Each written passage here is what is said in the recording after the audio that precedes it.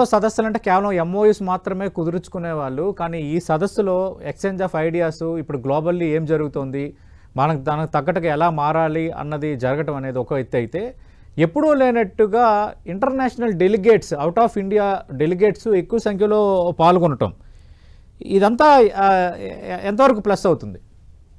ఖచ్చితంగా రండి. నేను ఇందాక అన్నది అదే. ఇప్పుడు 30వ సదస్సు వాళ్ళు జరుగుతుంది సిఏఏ. ఇందాక సురేష్ నాయుడు గారు చెప్పినట్టుగా ఏంటంటే, చంద్రబాబు నాయుడు గారు అన్న ఆంధ్రప్రదేశ్ అన్న సిఐ వాళ్ళకి ఒక ప్రత్యేకమైనటువంటి అభిమానం. ఎందుకంటే ఎర్లీ డేస్ లో వాళ్ళని ప్రోత్సహించి వాళ్ళకి వెనుదనుగా నిలబడి హైదరాబాద్ ని వేదికగా చేసినటువంటి చంద్రబాబు నాయుడు గారు అంటే అధికారంలో ఉన్నా లేకపోయినా వాళ్ళకి ఒక ప్రత్యేకమైనటువంటి అభిమానం.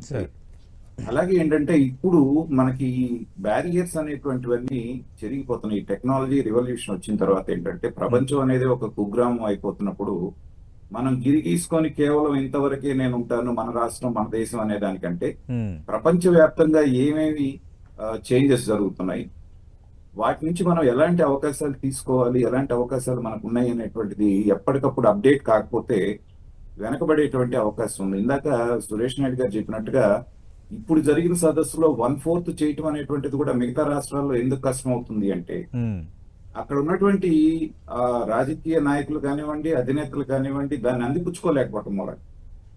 తర్వాత సతీష్ గారు, ఈసారి నేను సంతోషిస్తున్నటువంటి విషయం ఏంటంటే, మీకు మనకి రెడీమేడ్ గా ఉన్నటువంటిది ఇప్పుడు మనకు అమరావతి అనేటువంటి కళ సాకారం అవటానికి ఇంకొంత టైం ఉంది.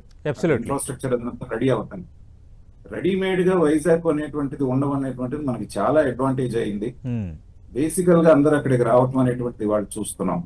కానీ మళ్ళీ ప్రాంతీయ అసమానతలు అనేటువంటివి తలెత్తకుండా వైజాగ్ తో పాటుగా రాయలసీమలో కూడా సైమల్టేనియస్ గా రావటం అనేటువంటిది మనందరం కూడా ఆహ్వానించదగ్గ విషయం. అంటే ఒక డ్రోన్ సిటీ అనుకోండి, లేకపోతే ఈ స్పేస్ కి సంబంధించినటువంటి ఎస్టాబ్లిష్మెంట్ కానివ్వండి, మ్యానుఫ్యాక్చరింగ్ కానివ్వండి, ఇవన్నీ కూడా శ్రీ సిటీ బేస్ చేసుకుని తర్వాత మిగతా ఓర్వకల్లులో కానివ్వండి, తిరుపతిలో జరుగుతున్నటువంటి పద్ధతి ఏంటంటే, ఇది అధికార వికేంద్రీకరణ అనేటువంటిది, ఇది అభివృద్ధి వికేంద్రీకరణ.